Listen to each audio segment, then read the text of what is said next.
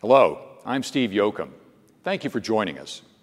I'm standing in the lobby of Fresno's Memorial Auditorium, home of the Central Valley's Legion of Valor Museum. This is a museum that honors all veterans and is dedicated to Americanism and education. We're going to tell you a story. The story revolves around a select group of men and women who put their young lives on hold to render a service to their country at a time when the very survival of their country was being threatened by two of the most powerful and ruthless military machines ever assembled, Nazi Germany and Imperial Japan. The Central Valley of California sent thousands of her sons to far-off battlefields. They waged war, fought depredation, and endured deadly disease. Afterward, they returned to Fresno, Visalia, Madera, and the other small towns of the Central Valley, and with their sense of duty, honor, and morality, built the California we know today. So in this program, we're concentrating on those World War II veterans who have Central Valley roots. If you want the truth, it was a holy mess. A real mess. There were 6 of us plus the sergeant that went up for colors, to run up colors. That was the only duty we had that day. And the rest of the day we could do what we wanted to. The initial attack, they're banking right over us, the red dots right there. They were bombing Ford Island, knocking out the Navy fighters. You could hear bombs going off and ammunition going off. We hadn't manned the gun yet when the Arizona blew. We all saw it blow. A sailor that was signaling up on the signal deck, you could see him, and then all of a sudden you didn't see him. It probably blew him to hell or heaven wherever he went.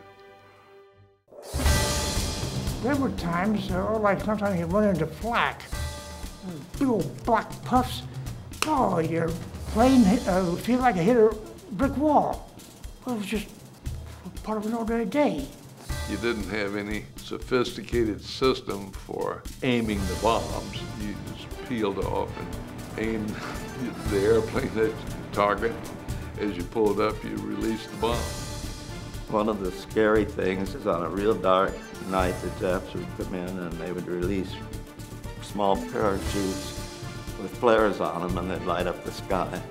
I can't even tell you how awful that is. You feel like some kind of an animal being hunted, you know.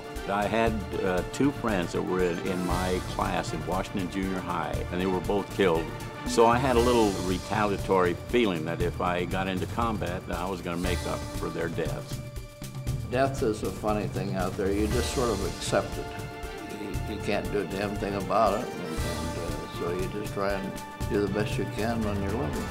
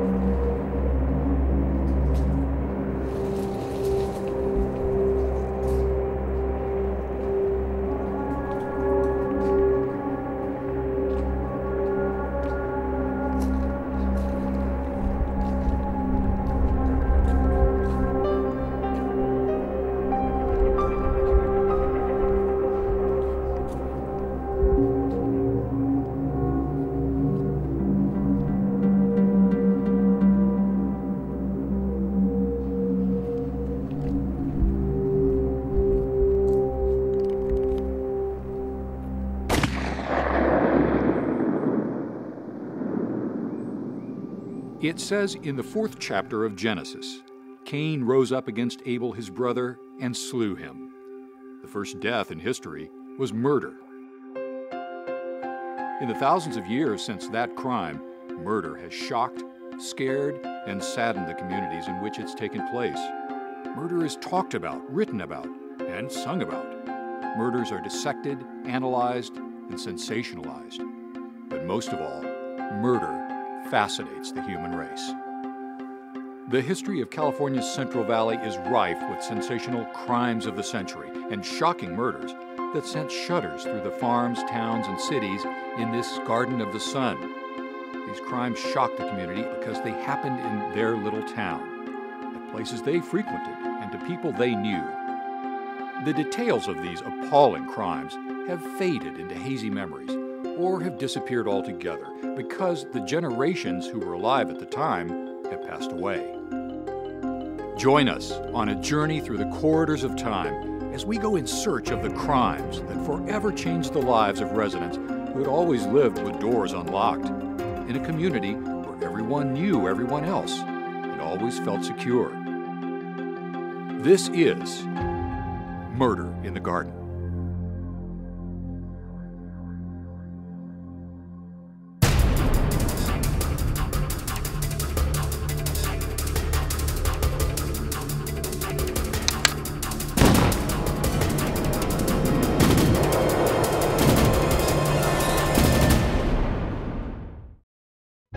It's November 1935. The Roaring '20s are now history. A decade of excess has plunged America into the Great Depression, but there is a rekindling of hope. Franklin Roosevelt was nearing the end of his third year in the White House. With his wide-eyed, smiling optimism and his alphabet soup of reform programs, the country was slowly on its way to recovery. In Fresno, a successful Stanford-educated attorney was happily married and the father of 4 children. One, pretty blonde 14-year-old girl, was in her freshman year at Fresno High School. She was a fan of actors George Arliss and Katharine Hepburn and read a book a week. She loved playing tennis and basketball, and she dreamed of a career in medicine. That dream was shattered in an instant by a slug from a .22. And for the city of Fresno, there was absolutely no other crime in the 20th century that grabbed hold of the community and filled it with raw fear and outrage, as did the murder of Mary Louise Stammer.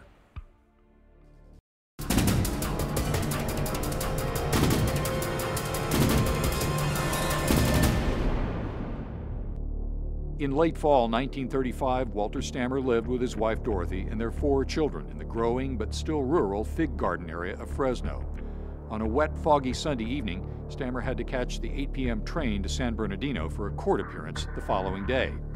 The Stammers, along with 12-year-old Virginia, left the house at approximately 7:40 p.m., heading for the Southern Pacific train station.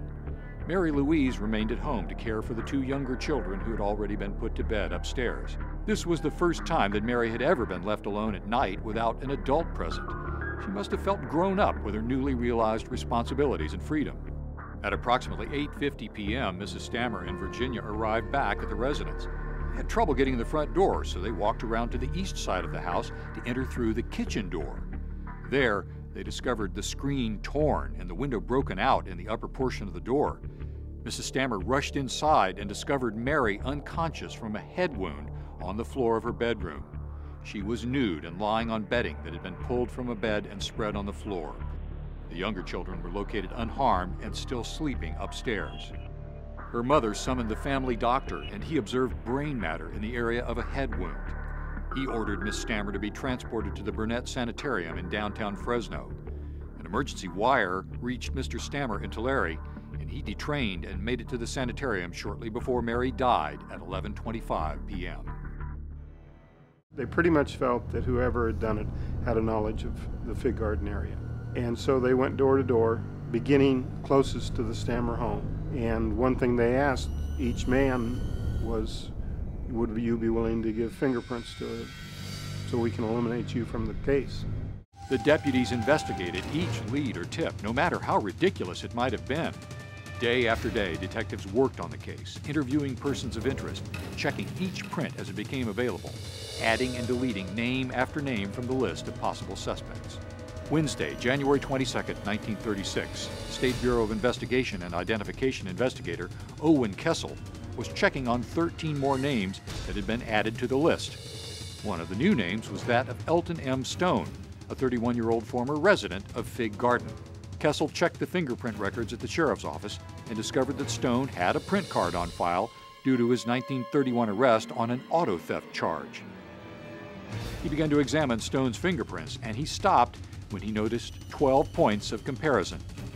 He called in Deputy Sheriff Wallace Moore to confirm the identification. After 2 months and untold man-hours expended, officers possessed the name of the suspect.